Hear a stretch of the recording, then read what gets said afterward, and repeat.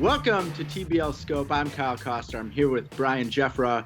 We are going to get into it today. We are going to capitalize on the biggest hit in America, the trend that's been sweeping the nation, all anything has been talking about, and we have to talk about it is Tiger King. Yes, we are a few days behind with our Tiger King content, but if you thought we were just going to forget about it, no, we are going to dive in. Brian, quickly, give me your 15-second reaction to this entire 7-episode series, and how much did it change your entire life?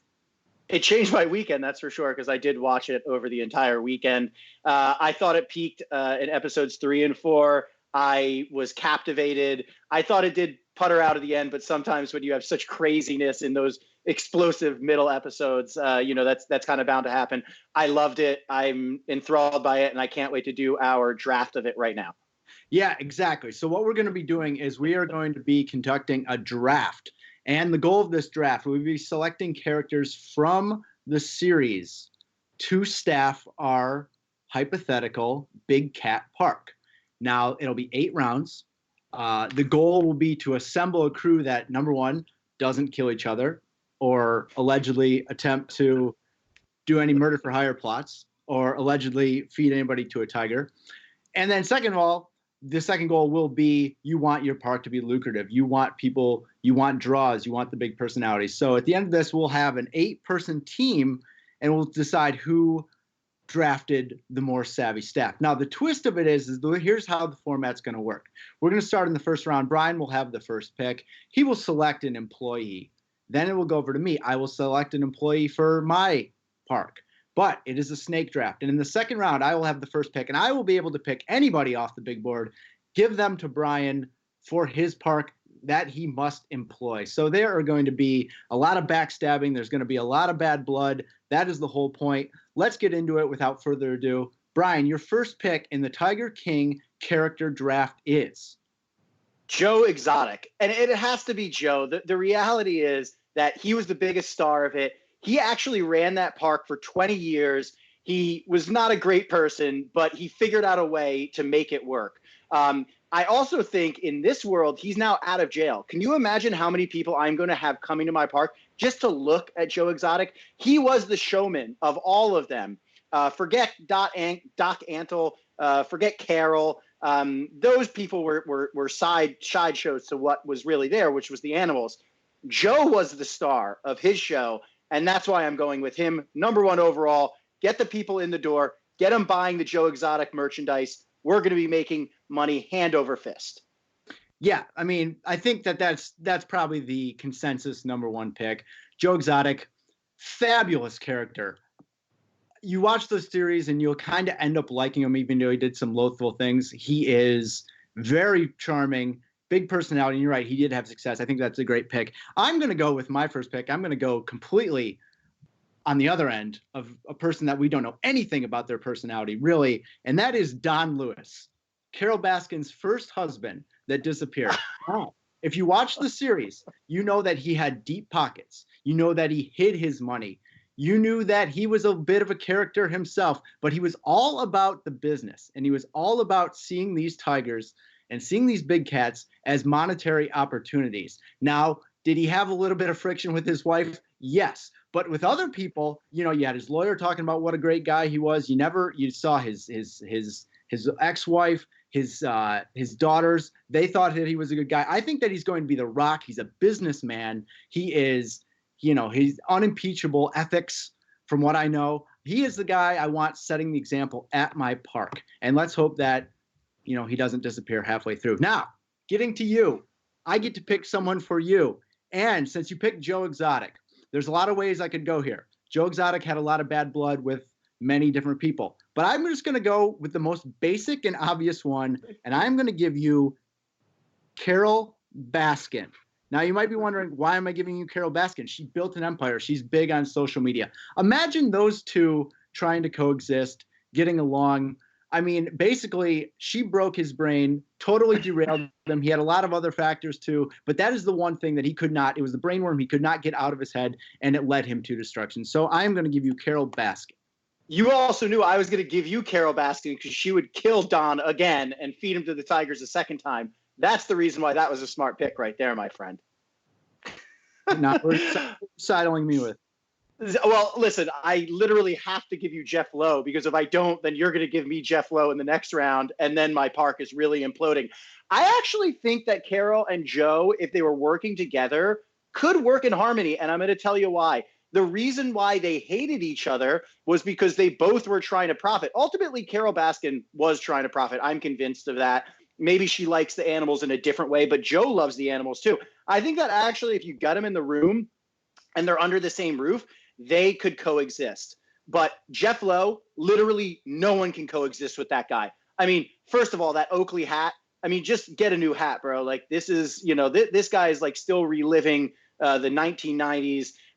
His whole personality, the bringing of tigers, the flying them to Las Vegas, and that whole thing, like, he just makes so many crazy decisions. And also, he's a criminal elsewhere. So I really think he's going to be my little guy who I'm going to plug into your system to just bring it all down, because he clearly can't get along with anybody except, who is the guy? Alan Glover. I have it written down on my big board here. Alan Glover's the only guy who he could get along with, and that guy literally agreed to murder somebody. So there you go.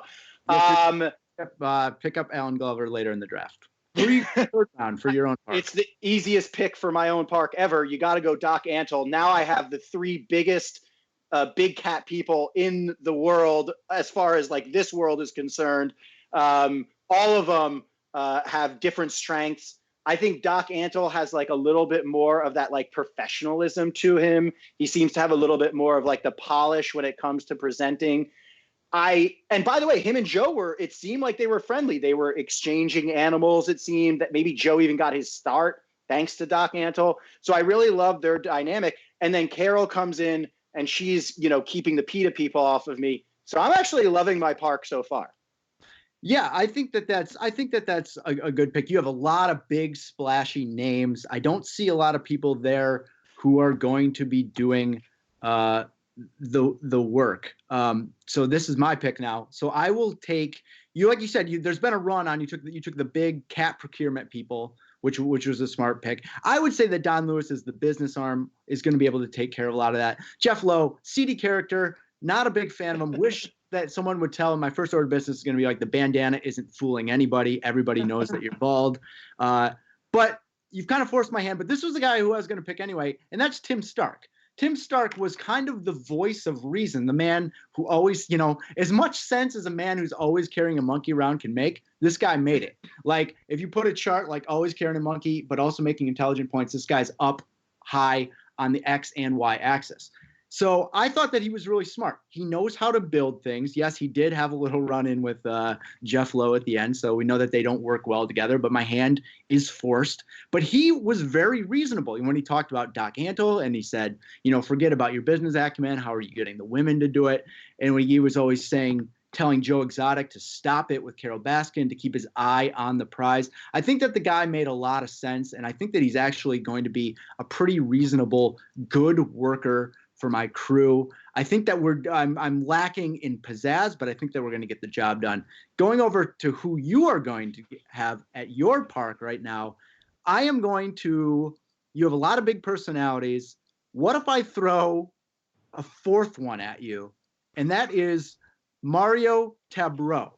Now, Mario Tabreau was the drug dealer man who was earlier in the documentary, and he they said he was a real life inspiration for Scarface. So let's just get him in the mix with your three big personalities there, because now you have a fourth that is probably the most terrifying of all of them. And I think you got a little bit of a problem as far as anybody doing any work. Who are you going to put on my team? Well, I must say that was a real surprise there. I actually didn't even think he was going to wind up getting picked. But your team is full of surprises. I'm going to throw somebody at you who, potentially you might actually like. But I'm going to go with John Finley.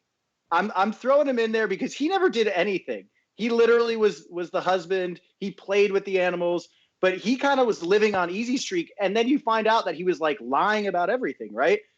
He's now married and has a kid. So clearly the relationship with Joe wasn't as strong as maybe people thought. He was just trying to get a free ride.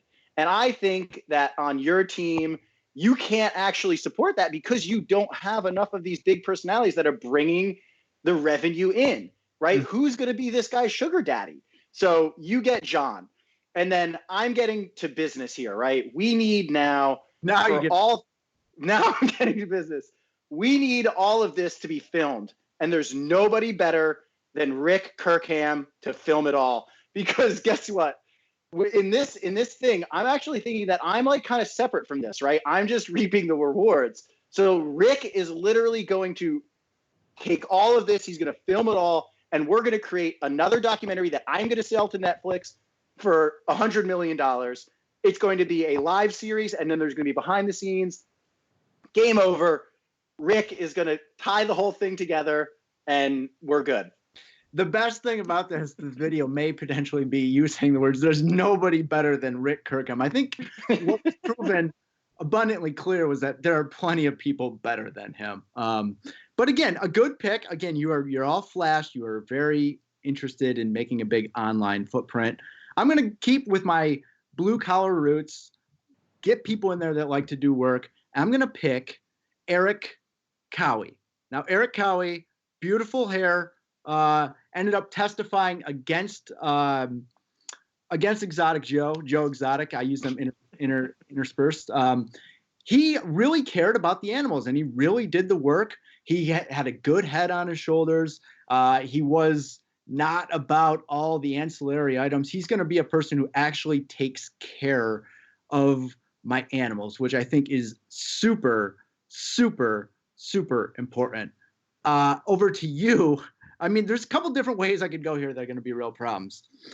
And I think that the easy pick would be Alan Glover, but I want him on my team. So I'm going to go a different direction. I'm going to give you James Garretson, Mr. Jet Ski himself, Mr. Self-styled libertarian who immediately rolled over from the feds when it appeared he had no reason to roll over. What they threatened him by having a lemur and the lemur, yeah, the lemur, and the lawyer told him they had him in a bind because of the lemur. Right, he's like, I've never heard of a lemur-related bind that caused someone to turn state's evidence this quickly, this dramatically. This guy is all kinds of bad news. He's loyal only to himself. And you know what? He's a striver, and he's not going to be happy down here at the low on the totem pole at your park, and he is going to cause all sorts of problems. Please enjoy your time with James Garretson.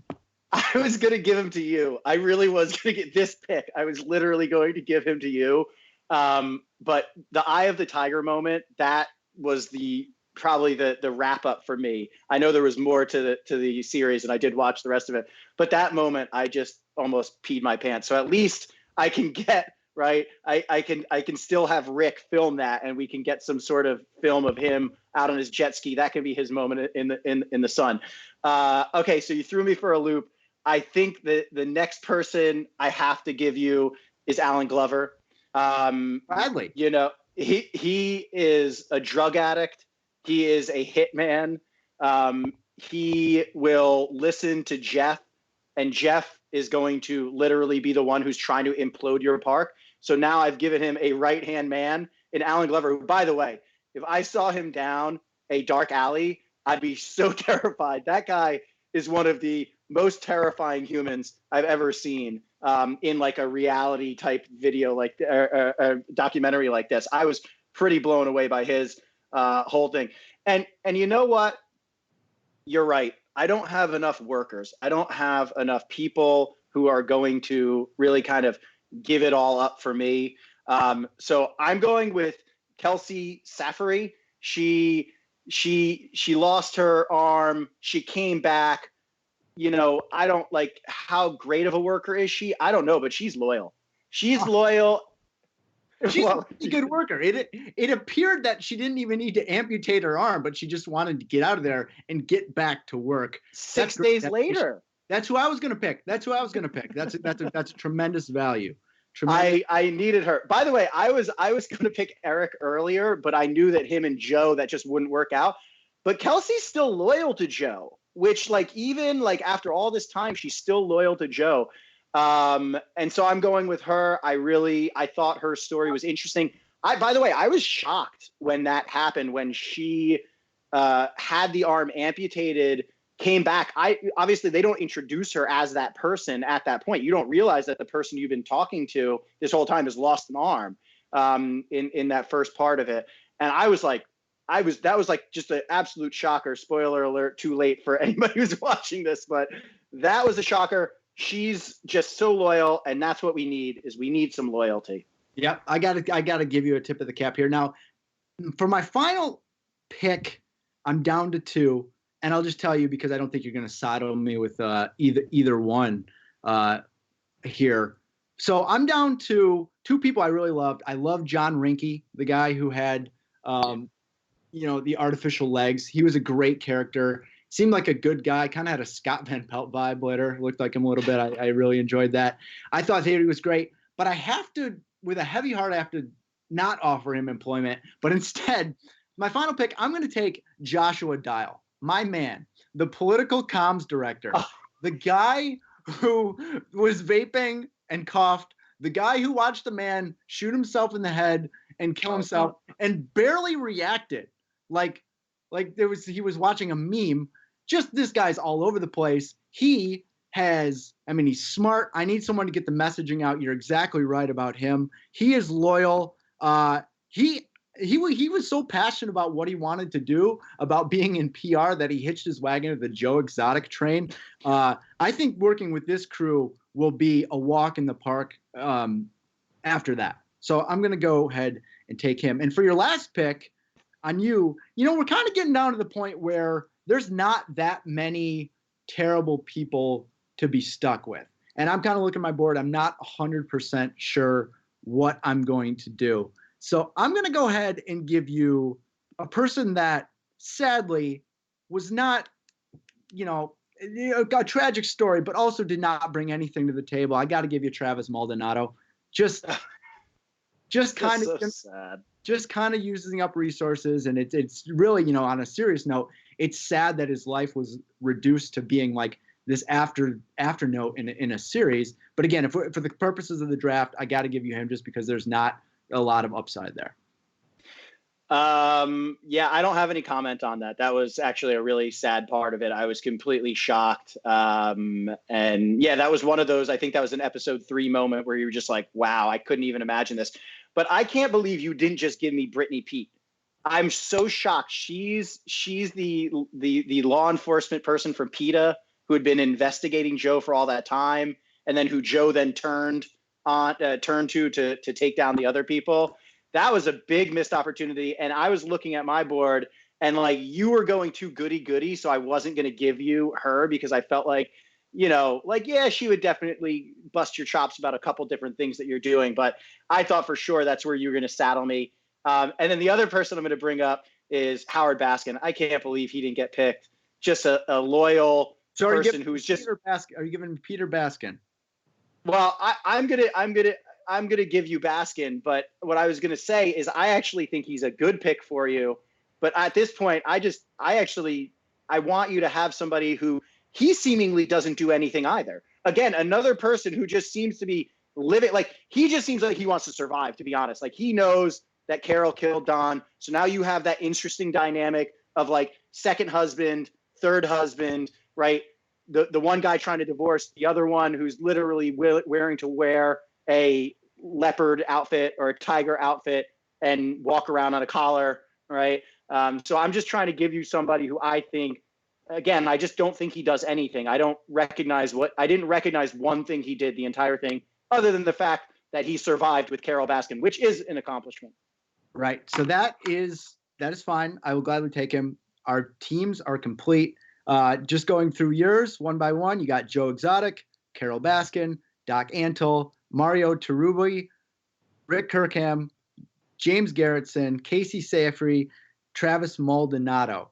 I think that you have a lot of star power, a lot of megawatts. Again, like in a basketball team, there's only one basketball. I see some friction. I have Don Lewis, Jeff Lowe, Tim Stark, John Finley, Eric Cowie, Alan Glover, Josh Dial, and Howard Baskin. What a crew. I think that I'm kind of like the island of misfit toys over here, but I actually think if we were setting up a park, I would take my staff in order to operate day to day and get things through it. I take your park to have a more like a higher high that burnout and mine maybe kind of fade away out of disinterest. What are your takeaways from the draft?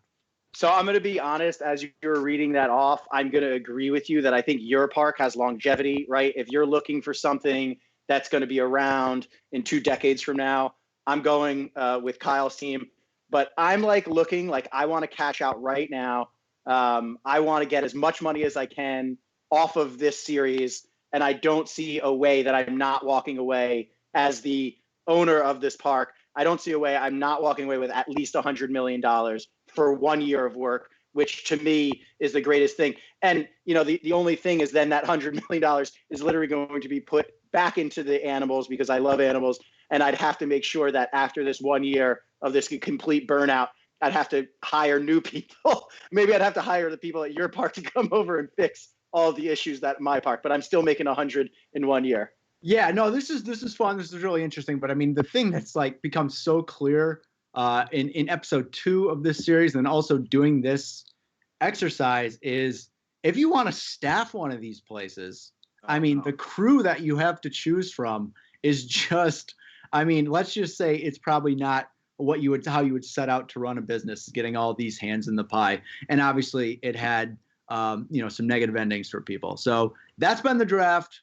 We'll put it in post. We'll have people tell us who drafted the better team. I think we're kind of on the same side, but it would be fun.